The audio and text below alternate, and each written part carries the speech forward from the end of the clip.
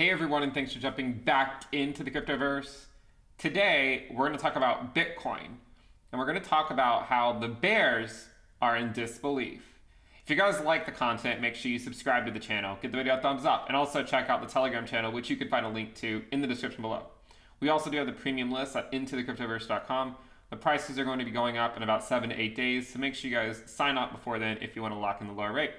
Let's go ahead and jump in. So, as far as I'm concerned, Bitcoin, as I mentioned earlier today, it held the line, right?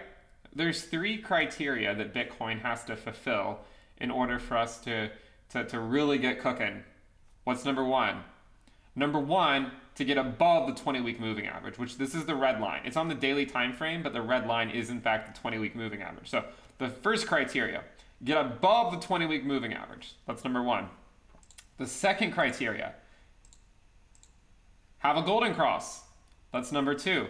And by the way, when we did a video on the golden cross, what did I say? I said, a lot of times when you get a golden cross, you get a dump initially. But if we're still bullish, right? If the cycle is going to continue, which I do believe the cycle, I don't think 64K is the peak, then the general momentum is still up. Even if in the short term you can get a dump, okay? And on the day that we had that golden cross, we actually went up slightly first, but we still ended up getting about a 14% drop. But this is in line with what we've seen with a lot of golden crosses in the past. But the most important thing is not the golden cross. It's not getting above the 20-week. As I said before, it's holding the line, okay? Now the bears are in disbelief, right? The bears are in disbelief, and they're sitting here saying like, well, what's going on, right? The bears are stuck in traffic on Struggle Street. And why are they stuck in traffic? Because they're having a hard time understanding how Bitcoin was able to hold the line, right? They don't understand why it held the line. And I told you guys all along, like, this cycle is not over. 64K is not the peak. I said back in April and May that we need a lull in the market. We got it. Now, after we got the lull, we had to get back above the 20-week SMA. I said, we'll hopefully do that in August. We did it. Let's say we said come back down to tested as support in September. Check. And then clear skies ahead. So, you know, I look at this and I say a lot of the bears are in complete disbelief. They're in complete disbelief. But, you know, I gotta say, I mean, when I look at this chart and I say, well, we have the golden cross, we're above the 20-week, and we even held the damn line, right? Bitcoin held the line at the 20-week moving average, and now we're moving higher. I mean, we're up 15% on the week, right? We're up 15% on the week after a week where we're up 11 or 12%.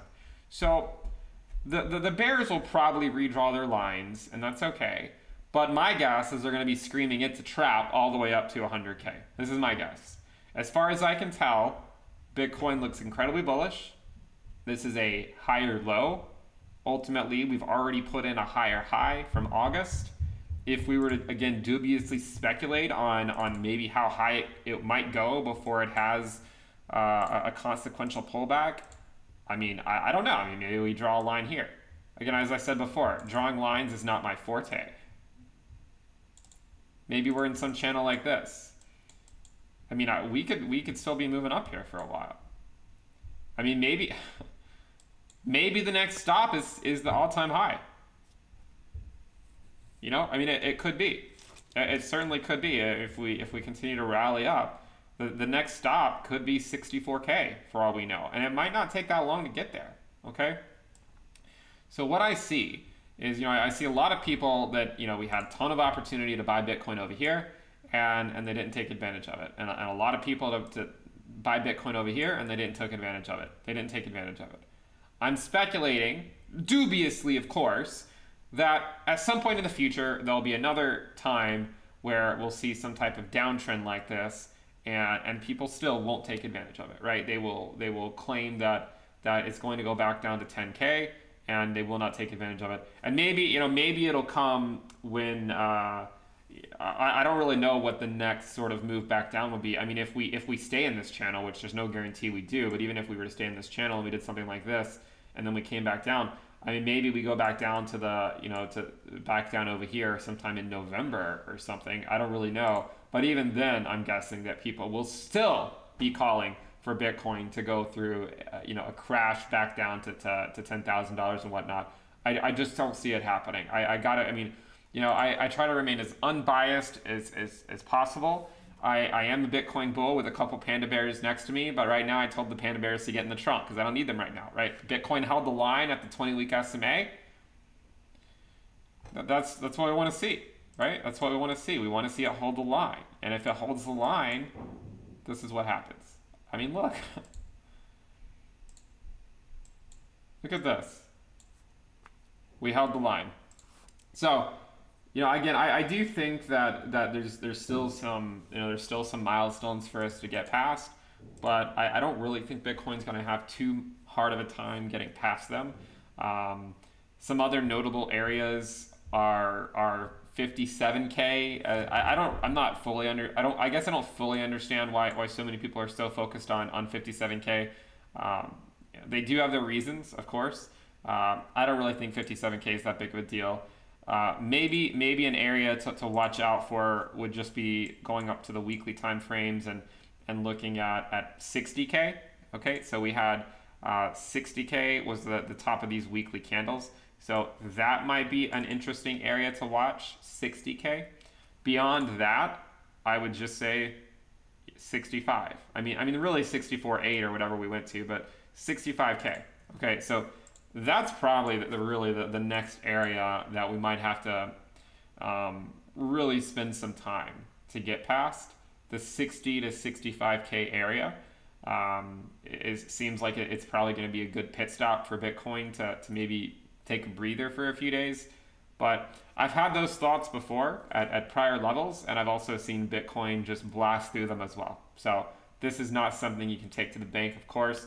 I think that, you had the entire lull in the market that we said was coming back in April and May. You had the entire lull in the market to accumulate, to stack your sats, to prepare for this move. On the premium list, I told people every single week for about 4 or 5 months to expect the dominance of Bitcoin to go up in Q4.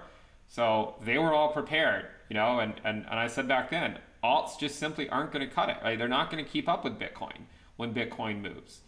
When the dog's away, the cat will play.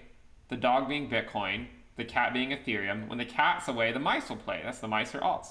The dog's not away right now, right? I mean, the dog's running around the yard. The mice aren't going to come out. I mean, sure as hell, the cat's not going to come out if the dog's running around the yard. Bitcoin's the dog, and it's taking names right now. And you can see that it's just sucking the life. It's sucking the life out of altcoins. And this is the phase of the cycle that we're in.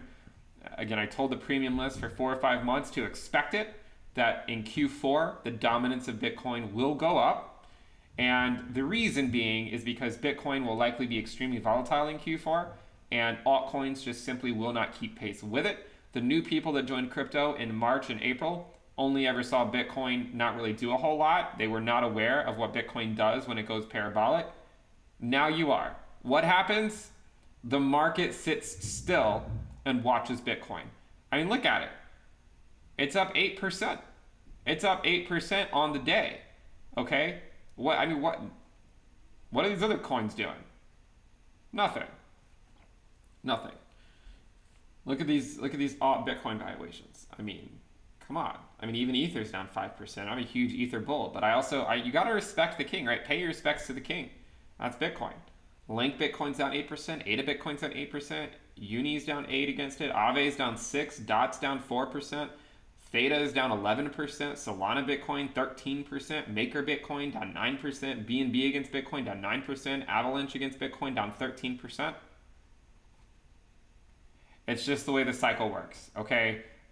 Bitcoin is king. The bears are in disbelief.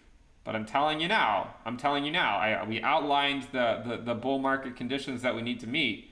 We need a golden cross. We need to be above the 20-week SMA. We need to go down and test it at support. Check, check, check.